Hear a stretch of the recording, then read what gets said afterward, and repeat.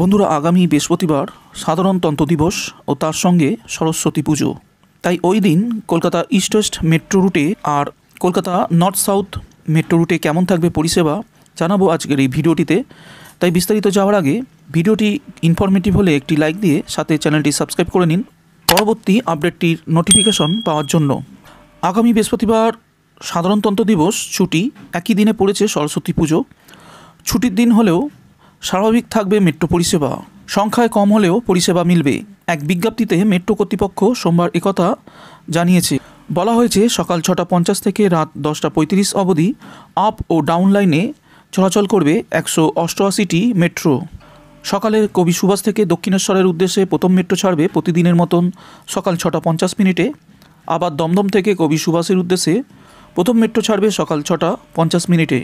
অন্যদিকে সকাল 6:55 দমদম থেকে ট্রেন ছাড়বে দক্ষিণেশ্বরের উদ্দেশ্যে।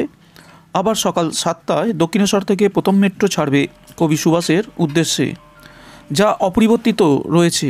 আবার রাত 9:28 দক্ষিণেশ্বর থেকে শেষ মেট্রো ছাড়বে কবি সুভাষের উদ্দেশ্যে।